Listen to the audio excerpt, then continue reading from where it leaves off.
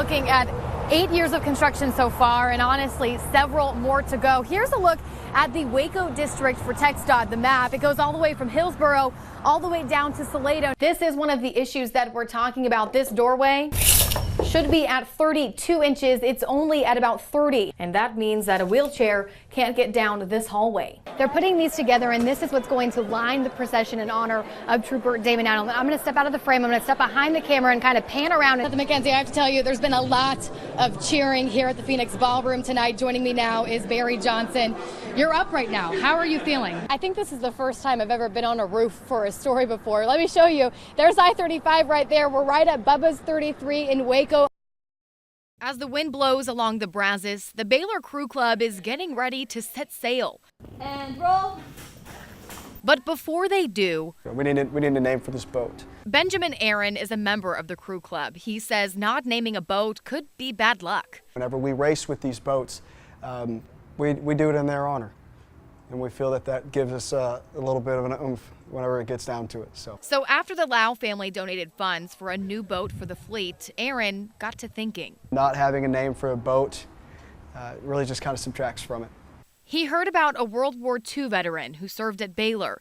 He said it was in that moment he knew the boat's name. We need to ensure that not only what he did at Baylor, but especially overseas in the Eastern Theater of Operations during World War II, should never be forgotten.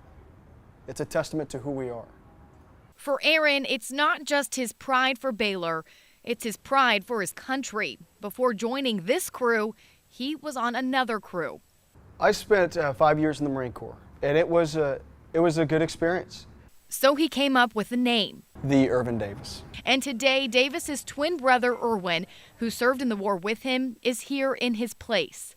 The Irvin Davis. Yeah, the one and only. He would be so pleased. Davis was a barber at Baylor for 56 years. Had a very successful career as a barber. He sure did. He died last month. We're still trying to deal with his passing. You know, it happened so suddenly. The Irvin Davis was put in the water for the first time. Look at that. Just beyond what I expected. A special day. Mr. Davis, this is Emily. She's one of our novice rowers, and she actually painted something for you to take home to commemorate this boat. So it's a picture of the Irvin Davis for you. So sweet. That is so good. In every detail. The Irvin Davis will live on in the hearts of many, and his memory will keep sailing on the Brazos River. Reporting in Waco. Never underestimate what one man can do. Taylor Durden, Central Texas News Now. As lights reflected off homes near 7th and Garland last night in Waco, people who lived there reflected on what happened. This black truck comes hauling through here going about 100. I know he was doing at least 100. I went, what? Next thing we know, the police was behind him. Police say that truck was stolen and 4 people escaped. Pedraza called her son, who lives around the corner, to warn him about what was happening. We locked down everything we could except the one window. A window he says 2 people tried to use to get into his house. And I don't think they seen me because they were still trying to come in. So I banged on the wall real hard, and they stopped what they were doing and exited that away. It's something Knight can't seem to stop thinking about. If I would have sat down with my family and watched TV, these suspects would have came into my house and then don't know what they would have done. Police say they caught 2 people, 23-year-old Don Xavier Jamar Thompson and a 15-year-old girl whose name police won't release. They arrested them for theft. Then, not long after that, police say someone was getting into a white pickup truck when a third suspect saw an opportunity to move. The third suspect was able to overpower the owner of the truck, stole the second, what now we know now is the second truck, and was effectively driving away with the owner hanging out of that truck. driving right towards 9 officers who fired at the truck. The suspect, 19-year-old Dravadrick Johnson, was not hurt. Police say Johnson hit 2 police vehicles before crashing and being arrested. He's facing a number of charges, including 9 counts of aggravated assault against a peace officer. For Pedraza, it's still a shock. Because nothing like this happens around here. Reporting in Waco, it's really a quiet neighborhood. Taylor Durden, Central Texas News Now. The bow and arrow are helping Rory Barris stay focused on his target. I want to get back to where I can go hunting. He missed last season, and he's missed the last 8 months of work as an EMT too. I got to get back to work, and that's my whole goal, is I got to get back to work. A goal he's keeping his eyes on despite everything changing in an instant one night at work. It was normal. I mean, it was my Friday. His wife Amy made dinner on August 19th, 2017. She put it in the fridge for Rory to eat when he got home, but he never came home. About 3:30, we got a report of an unknown injury traffic accident. Rory and his partner headed to Imperial and Loop 340. As they were clearing the scene, a car driving down the highway wasn't stopping. So he yelled at his partner to run. And just kept yelling at her. And I remember running up behind her and doing this motion, and I turned around and ran back the other way. He too tried to avoid the car, but couldn't.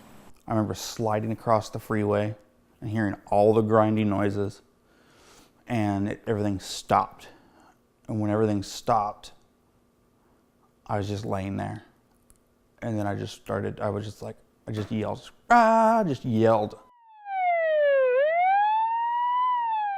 As Rory was doing his job caring for others, he suddenly ended up on the receiving end of that. Everybody started yelling my name and running to me. He went into emergency surgery for bleeding in his pelvis, the first of 16 surgeries, for several fractures to his lower half. 16 surgeries in 5 months. Through it all, his wife, a nurse, was by his side. I was very honest with him, explaining to him what was going on. Surgery after surgery. She says his positive attitude never changed. What it comes down to is, what else are you going to do? Yeah. You have. If you stay positive, it helps out a lot of different ways. You have to get through it. But I mean, you can ask a lot of different people, and they'll tell you that that's just how I've always been. After surgery 14, his leg wasn't getting better. And I was devastated, just devastated, because we thought that it was going the other way. Doctors said amputating his leg was the best option, so they agreed. That's what it came down to, was quality of life. It was like a new world. I felt great. I was ready to go. I mean, if I could have ran, I'd have ran out of there. I felt like $1 million. His other physical wounds started to heal quickly.